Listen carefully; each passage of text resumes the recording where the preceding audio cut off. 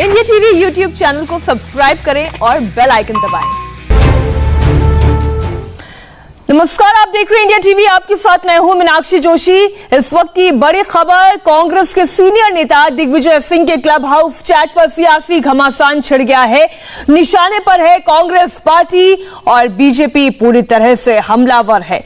केंद्रीय मंत्री जितेंद्र सिंह ने दिग्विजय सिंह के बहाने पूरी कांग्रेस पार्टी पर ही सवाल उठाए हैं। उन्होंने कहा कि दिग्विजय की बातें कश्मीर पर कांग्रेस की सोच और उसके माइंडसेट को रिफ्लेक्ट करती है। जितेंद्र सिंह के मुताबिक कांग्रेस ने ही कश्मीर में अलगाववाद के बीज बोए। साथ ही इस बात का सबूत है कि कांग्रेस सत्ता में आने के लिए किसी भी हद तक जा सकती है।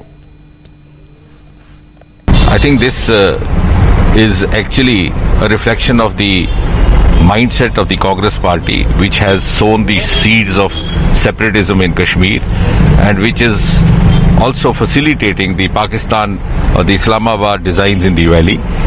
And whenever Congress party talks like this, it's a music to the ears of Islamabad, and it ends up further perpetuating terrorism, militancy in Jammu and Kashmir. On the other hand, from the political point of view, this also is an indication of the desperation prevailing in the Congress party to try to seek to come back to power at whatever cost it might be, even if it amounts to usurping or questioning the very integrity of Mother India.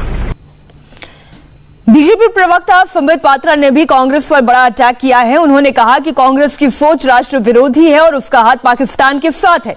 Digvijay Singh का बयान साजिश के tool kit का हिस्सा है। BJP ने club house chat का audio viral जारी किया।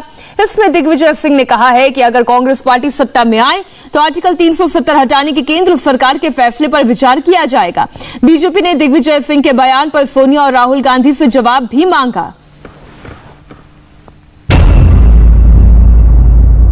दिग्विजय सिंह जी उन्हें धन्यवाद देते हैं, थैंक यू। थैंक यू कहने के बाद दिग्विजय सिंह जी ओब्लाइज करते हैं और उत्तर देते हैं कि अगर मोदी जी हट जाते हैं सत्ता से तो जो कश्मीर पॉलिसी होगी उसके अंतर्गत कांग्रेस की जो सरकार आएगी वो आर्टिकल 370 को फिर से रिवोक कर देगी, अर्थात आर्टिकल 370 को 370 को जम्मू कश्मीर में पुनः स्थापित करेगी। आप सोचिए जरा, ये दो चीजें दर्शाता है। एक तो कांग्रेस का पाकिस्तान के साथ सांठगांठ, कांग्रेस का पाकिस्तान के साथ खड़ा होना, दोनों के विचार एक जैसे हैं। कांग्रेस और पाकिस्तान के विचार एक जैसे हैं। वन रैंडम स्टेटमेंट, ये किसी एक कांग्रेस के व्यक्ति का पर्सनल विचार हो, निजी विचार हो या व्यक्तिगत विचार हो, ऐसा नहीं है। कुछ दिनों पहले हमने एक टूल किट के विषय में भी जिक्र किया था। ये सारा जो आप देख रहे हैं, ये सारा उस टूल किट का हिस्सा है।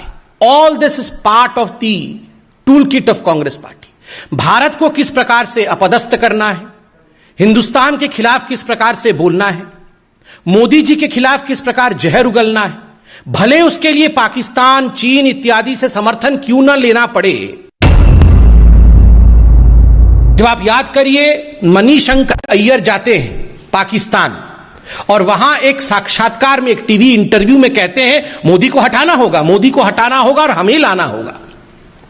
ये मोदी को हटाना होगा और कांग्रेस को लाना होगा, ये गुहार कोई आज से नहीं, जब से मोदी जी हिंदुस्तान के प्रधानमंत्री बने हैं तब से ये गुहार कांग्रेसी नेता, कांग्रेस के दिग्गज नेता पाकिस्तान से लगा रहे हैं।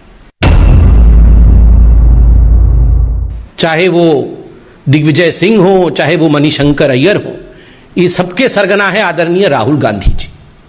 राहुल गांधी जी, आपको याद होगा आर्टिकल 370 जब एब्रोगेट हुआ था, उसके बाद उन्होंने 25 अगस्त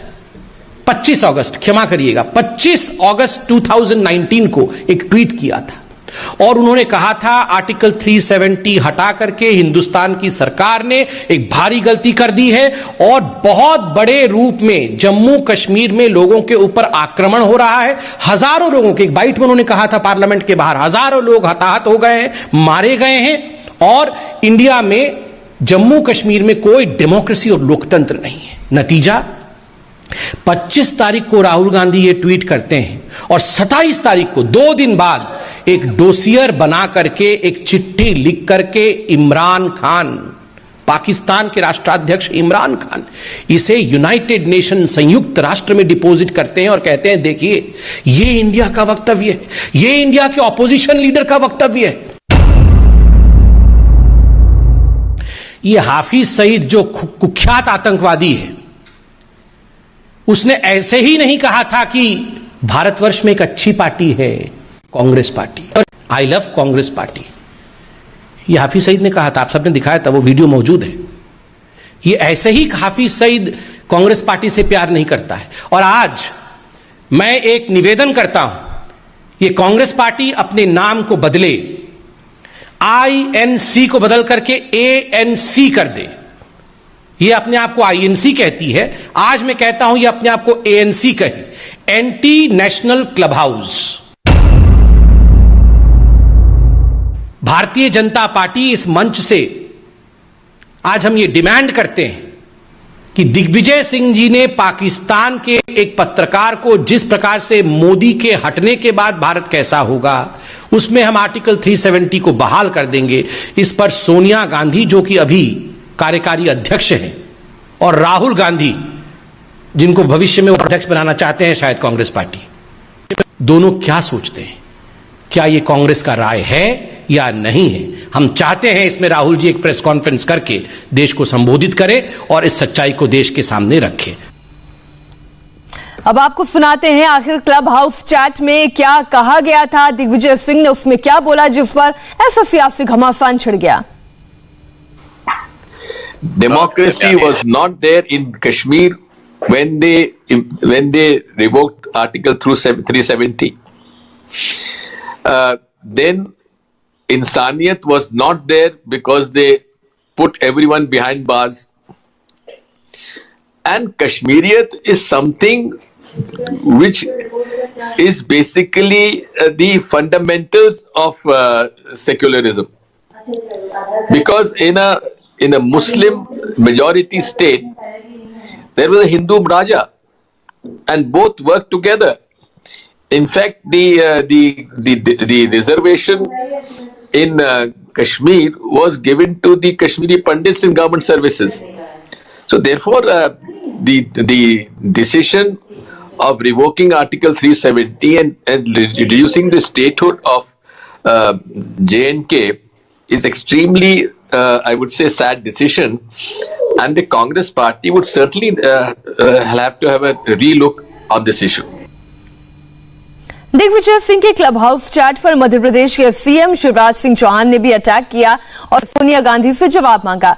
शिवराज ने कहा कि कांग्रेस 370 के मामले पर अपना स्टैंड क्लियर करे। आपको बताते हैं कि शिवराज ने आज क्या कहा। मैडम सोनिया गांधी जी को देश के सामने जम्मू कश्मीर और धारा 370 के मामले में कांग्रेस पार्टी का स्टैंड क्लियर करना होगा। वो जवाब दें, और अगर वो जवाब नहीं देती हैं तो ये मान लिया जाएगा कि वे दिग्विजय सिंह के विचारों से पूर्णतः सहमत है। दिग्विजय सिंह के इस क्लब हाउस चैट पर जम्मू कश्मीर में भी सियासत गर्म है। बीजेपी के जम्मू कश्मीर प्रदेश अध्यक्ष रविंद्र रैना ने कहा कि कांग्रेस गद्दारों की पार्टी है, पाकिस्तान के साथ मिली हुई है। जिस तरीके से 370 इम्पोज किया गया, कर्फ्यू लगा के, एक्स चीफ मिनिस्टर्स को जेलों में डाल के, क्या ये तरीका है कोई कानून बनाने का? कश्मीर के लोगों को कॉन्फिडेंस में लेके 370 को हटाना चाहिए था। और आज अभी भी उन्होंने ये कहा, रिलुक लफ्ज इस्तेमाल किया है कि जिस तरह कश्मीर स्टेट का स्टेटहुड खत्म किया, वहां पे यूनियन टेरिटरीज बना दी हैं, उसको रिलुक करेंगे। कहीं उन्होंने ये नहीं कहा है कि 370 वापस लाया जाएगा। ये कांग्रेस का हाथ पाकिस्तानियों के साथ, कांग्रेस का हाथ आतंकवादियों और अलगाववादियों के साथ। धारा 370 कयामत की सुबह तक वापस नहीं आएगी। इस धारा 370 के कारण जम्मू कश्मीर में आतंकवाद, अलगाववाद और पाकिस्तान की मानसिकता को जन्म दिया गया। जब धारा 370 हटी तो पाकिस्तान के प्रधानमंत्री इमरान खान को तकलीफ हुई। इमरान खान ने विरोध प्रदर्शन किए और आज इमरान खान के नक्शे कदम पर चलते हुए कांग्रेस के नेता दिग्विजय सिंह ये बयान दे कि कांग्रेस आएगी तो धारा 370 वापस लाएगी, ये दिग्विजय सिंह के, राहुल गांधी के और श्रीमती सोनिया गांधी के जो मुंगेरी लाल के हसीन सपने हैं, ये कभी पूरे नहीं होंगे। ये केवल दिग्विजय सिंह का बयान नहीं है, ये कांग्रेस पार्टी, ये राहुल गांधी और श्रीमती सोनिया गांधी की पटकथा है जो दिग्विजय सिंह ने जिसको बोला है। आर्टिकल 370 का मामला कश्मीर से जुड़ा हुआ है। ऐसे में जम्मू कश्मीर के मुख्यमंत्री रह चुके फारूक अब्दुल्ला ने भी क्लब हाउस चैट पर अपना बयान दिया है। अपनी टिप्पणी करते हुए फारूक अब्दुल्ला ने कहा कि जम्मू कश्मीर भारत के साथ कुछ शर्तों के साथ जुड़ा था और उसमें से एक शर्त थी 370। Well, the question is trust. This state did not merge. It joined the Union of India on certain terms, and one of the terms was Article 370. And there are two already Supreme Court verdicts on this, which clearly state that this is a permanent feature now. And I'm very grateful to Digvijay Singh ji. He has realized the sentiments of people. CM Kejriwal से अब हम जानेंगे कि दिल्ली में कैसा है corona की तीसरी लहर से लड़ने की तैयारी। पूरा प्लान एक छोटे से ब्रेक के बाद होगा आपके सामने। नमस्ते, मैं हूं मीनाक्षी जोशी। वीडियो और खबरों से अपडेट रहने के लिए India TV YouTube channel subscribe करें, बेल आइकन दबाना ना भूलें। जुड़े रहें इंडिया टीवी के साथ।